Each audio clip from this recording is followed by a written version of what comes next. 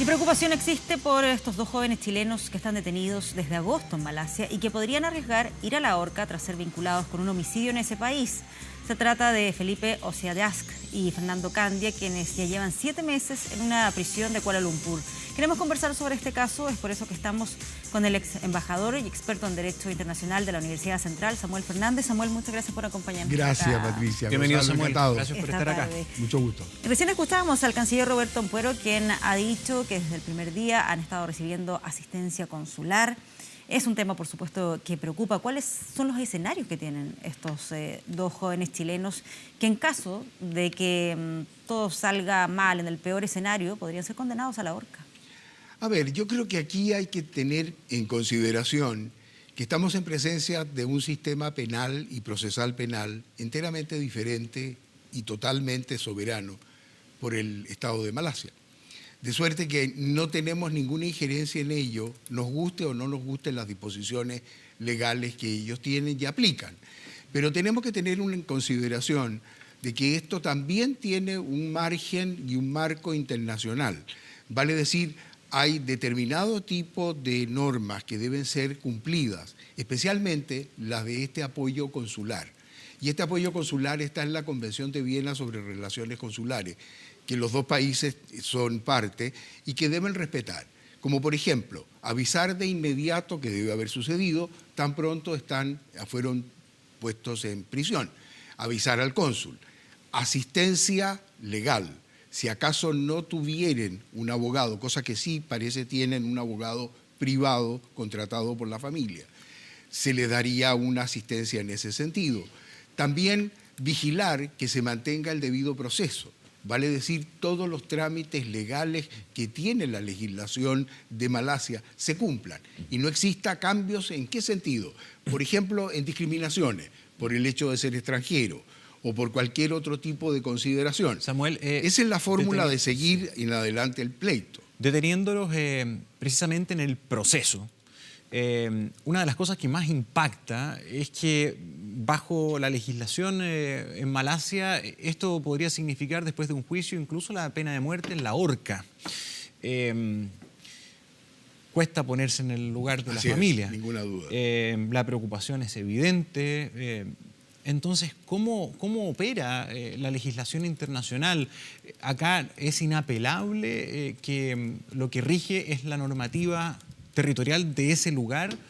En temas penales sí, y lamentablemente no todos los países tienen la misma legislación. Hay delitos como, por ejemplo, voy a señalar un ejemplo muy simple. Si uno en Chile blasfema contra Dios, será un desatinado y los religiosos le dirán inmediatamente, mire qué barbaridad ha hecho. Pero si acaso lo hace en Malasia, un estado musulmán, eso es una pena altísima, gravísima, imperdonable. Entonces tengamos en consideración que no todos los delitos tienen la misma sanción en toda parte. Ahora, lo que sí existe es que se lleve dentro del proceso normal este tipo de acusaciones que se le han formulado. No conocemos, por lo menos no se ha divulgado, cuál es la autopsia, de qué murió la persona que se le acusan ellos asesinaron. Luego, ¿en qué circunstancias? ¿Qué otros antecedentes más hubo? ¿De qué suerte actuaron? ¿De qué pasó con la policía? ¿Actuó en tiempo? ¿No lo hizo? Todo eso está por verse y naturalmente no se ha difundido por el Estado de Malasia, por la simple razón de que son parte del proceso y es un proceso que está en curso. Claro, porque ellos lo que plantean, o por lo menos sus familiares o sus más cercanos, es que esto se habría dado en el contexto en que una persona los habría seguido, luego se habría producido una especie de forcejeo y ellos al defenderse lo tratan de retener a la espera de que llegue la policía y en esas circunstancias, ¿cuándo habría fallecido? Claro, pero al parecer un forcejeo, salvo que la persona adolezca de algún mal o esté con algún problema muy serio de salud, cardíaco, lo que fuere, nadie se muere porque lo forcejean un poco, por favor. Depende de las condiciones. A menos que sea una tremenda coincidencia lamentable en que en medio de un forcejeo se produzca un paro cardiorrespiratorio, que eso es un poco lo que ha trascendido. Ahora, ¿cómo se puede tener la tranquilidad de que el proceso va a ser debido en ese país? ¿qué herramientas tiene nuestra representación allá como para velar porque esto así sea, para darle en algo tranquilidad a esta familia? Lamentablemente el alcance que esto tiene es solamente seguir las reglas que ellos tienen, así como para ellos no estaría permitido complicarse por un pleito en Chile, que se le siga a un malayo. Nosotros tampoco podemos intervenir en ese pleito que sucede allá. Pero esto dentro de ciertas normas, porque por ejemplo, si acaso una pena de muerte es excesiva por un delito absolutamente menor, y ese delito menor, como lo dicen los letreros, llegando a Kuala Lumpur, dicen, si usted trae droga, arriesga pena de muerte, y está advertido en todos lados. Entonces, eso uno puede decir qué barbaridad, es un exceso, porque podrá tener sanciones y penas menores, multas, etcétera, requisición de la droga. Pero otra cosa es acusarlo de manera de llegar a la pena de muerte, que además no es cualquier pena de muerte, porque es la pena de muerte por la horca. Entonces, tengamos en cuenta que esto tiene contextos bastante distintos, porque hay culturas que son distintas, hay creencias distintas, hay todo un mundo jurídico que es el de ellos y tenemos que respetarlo. Claro, pero si la norma jurídica de ellos indica que esto se debe sancionar con una condena de pena de muerte a la horca por este tipo de situaciones, ¿no quedan más alternativas? No es inmediato, porque debe seguirse el proceso. El proceso tiene que ser el que está en este momento, que es la primera instancia. Después juicio que además se ha ido retrasando. Juicio que además se ha ido retrasando según la información que se ha conocido, que estaba para diciembre y ya ha quedado relegada para julio. Pero los plazos los va manejando el Estado ellos, ¿no? Y lo va manejando el juez. Pero después de dictar la sentencia cuando corresponda, y ojalá no se retarde indebidamente, cuando suceda, queda todavía la posibilidad de que se ratifique o se cambie.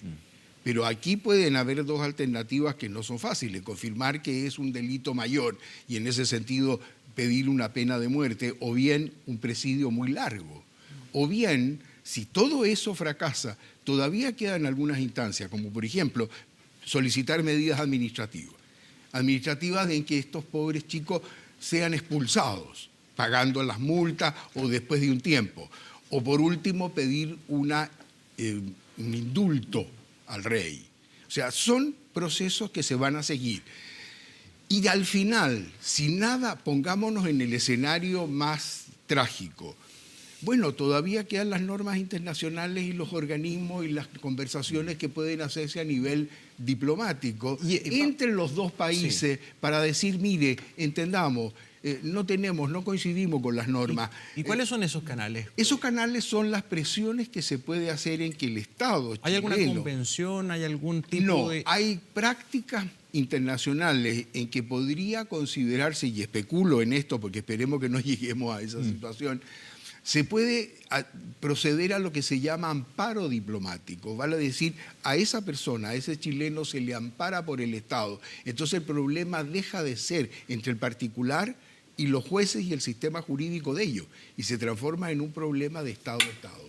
Y como tenemos muy buenas relaciones con ellos, y hay mucho comercio, y hay mucha relación de todo orden, podríamos ver una vía en que por último, por consideración a esto, por no echar a perder esa relación, ese problema de Estado a Estado puede resolverse por otras vías, con algún tipo de compensaciones, con algún tipo de, no sé, especulo, un tiempo en prisión, pero no llegar a la sanción mayor. Samuel, ¿hay conciencia real de las personas que viajan, de los jóvenes que viajan para emprender en el sentido de la información disponible? Porque entiendo que acá ellos iban en el marco de un programa, ¿no?, de trabajo. Hay varios programas, hay varias, y por cierto que es una extraordinaria oportunidad de crecimiento, de conocer otras culturas, otros métodos de trabajo, en todo aspecto. Pero hay una real información disponible y conciencia de que hay que saber también a qué lugar vamos, qué terreno pisamos, porque este es un hecho de una muerte, desgraciadamente, pero, por ejemplo, puede enfrentar un accidente de tránsito con otro involucrado o puede enfrentar cualquier tipo de enredo y no estamos en Chile. Así es. Yo no sé si se tiene la advertencia real. En realidad, los muchachos tal vez no estaban perfectamente enterados de todos los riesgos que corrían y si acaso el programa de su viaje se lo advirtió.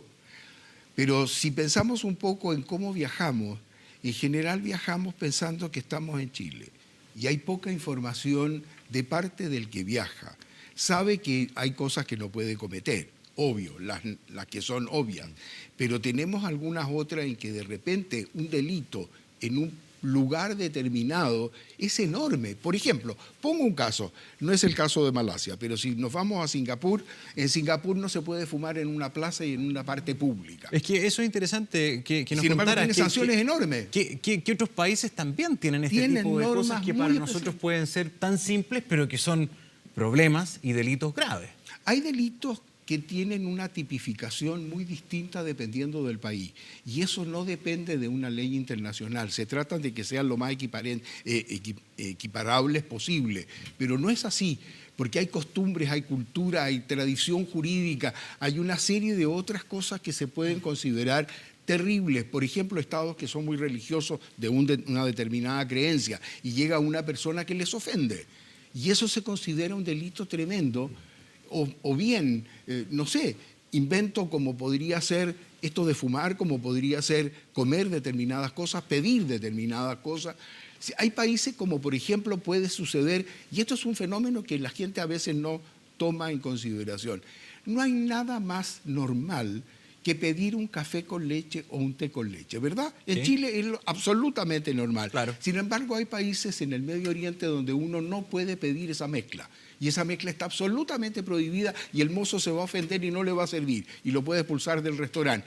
Cuidado, estas cosas se saben, no necesariamente. Se toma el peso, se tiene la información necesaria pocas veces. Entonces hay que tomar en consideración en esto de que Chile tiene afortunadamente la posibilidad de sus habitantes de viajar por todo el mundo, saber dónde va, cumplir las normas que va y las prevenciones que hay que tomar.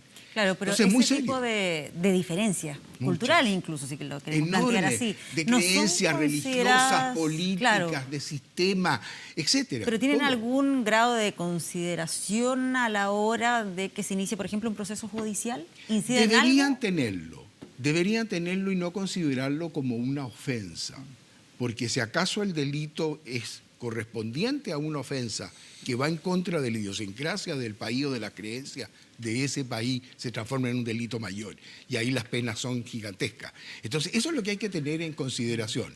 Pero también existe, y esto hay que tomarlo en cuenta y no hay que perderlo de vista, aunque no tengamos mayores antecedentes del pleito, se trata de lo siguiente, de que hay un denominador común en que hay penas que no pueden ser aplicadas.